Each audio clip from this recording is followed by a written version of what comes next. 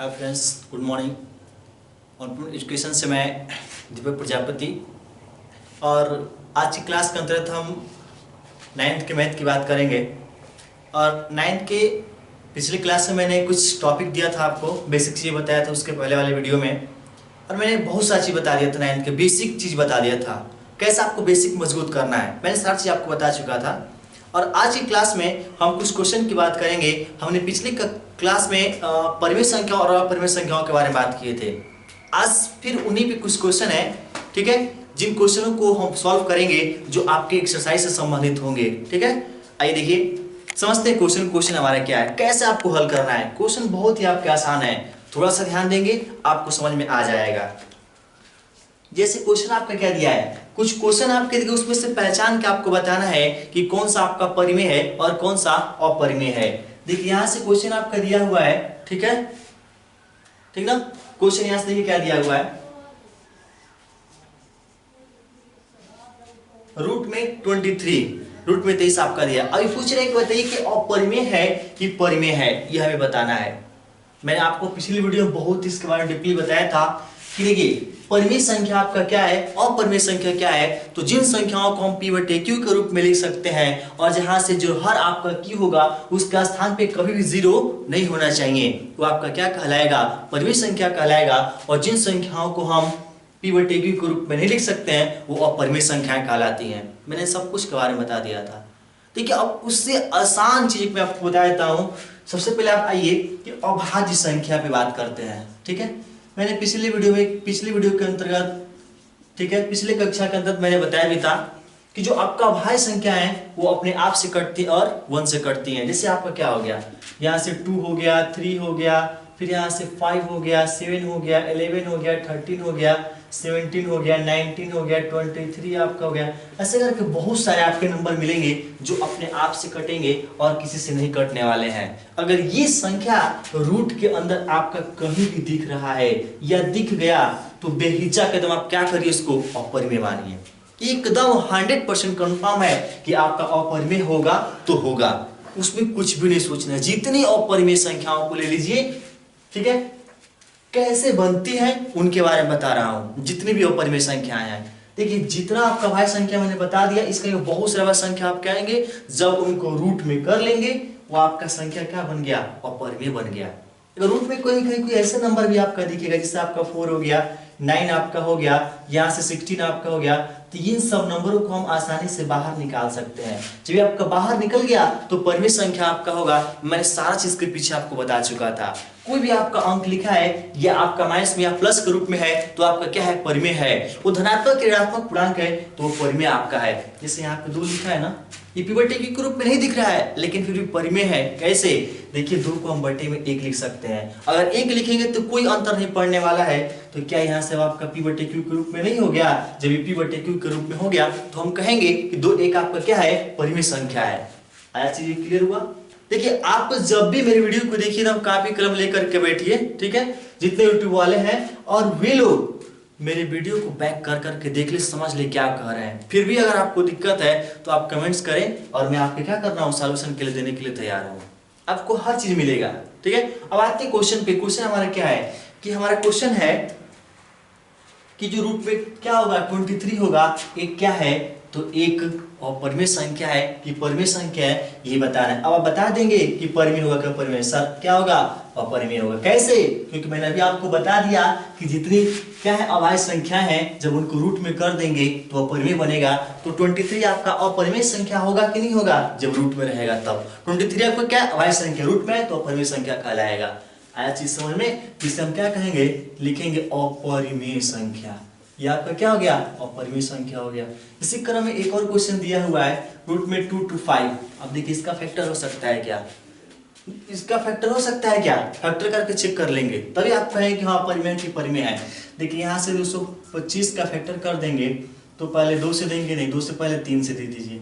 3 से देंगे तो कितना आएगा, 3 7 21, 3 5 15, फिर 3 से देंगे तो कितना आपको जाएगा 25, फिर 5 से तो फिर 5, फिर 5 से 1। देखिए इसका गुणनखंड हो रहा है कि नहीं हो रहा है। जब इसको बाहर निकालेंगे तो 15 मिलेगा कि नहीं मिलेगा, और 15 को 15 में टेक लिख सकते हैं कि नहीं लिख सकते हैं। जब 15/1 आपका होगा तो p/q के रूप में हुआ कि नहीं हुआ? जब आपका p/q के रूप में हुआ तो हम क्या कहेंगे?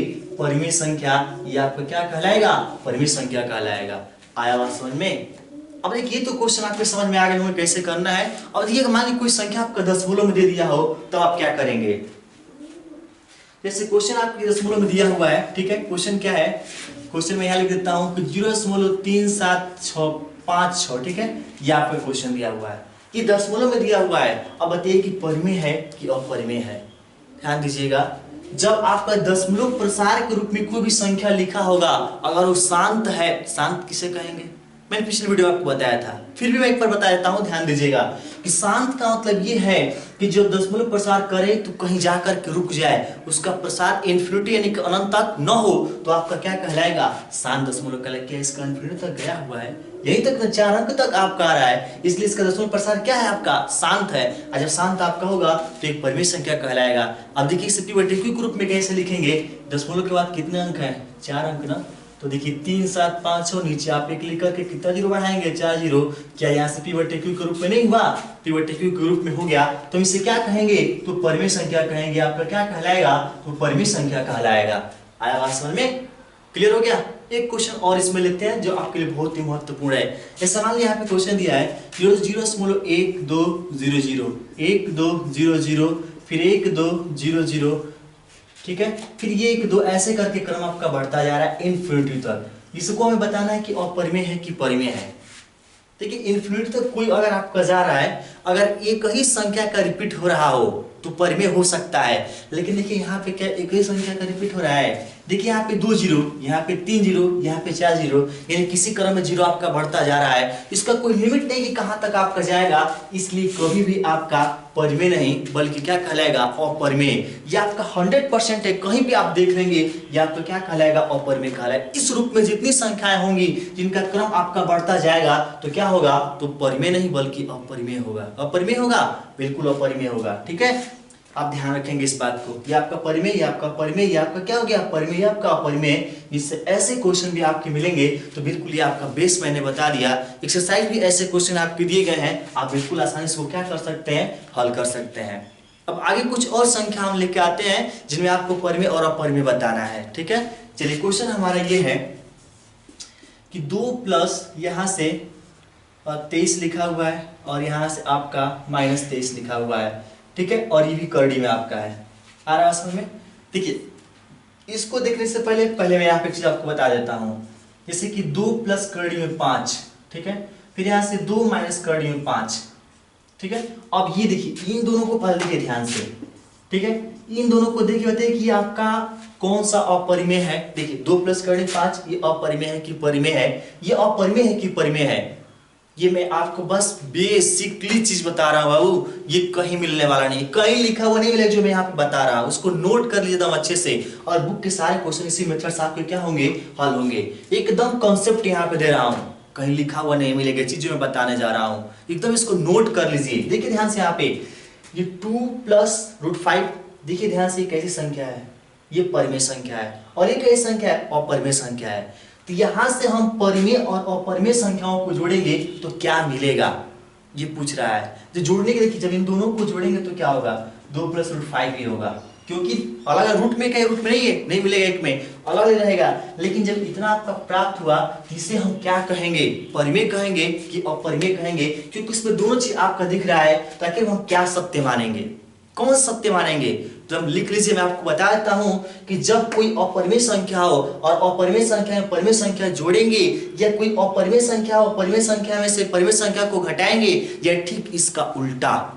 उल्टा का मतलब कि परिमेय संख्या में से अपरिमेय संख्या को घटा दीजिए, परिमेय संख्या में परिमेय संख्या को जोड़ दीजिए, चारों चीज का बस एक ही आंसर होगा, क्या? अपरिमेय।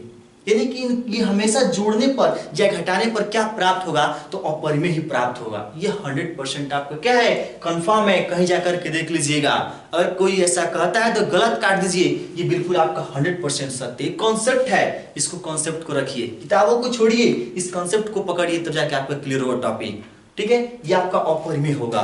ध्यान से देखिए क्वेश्चन दिख रहा है ना आपका, किससे बताना है कि अपरिमेय होगा कि परिमेय होगा? तो बता दो मेरे बाबू कि अब इसको हल करना पड़ेगा।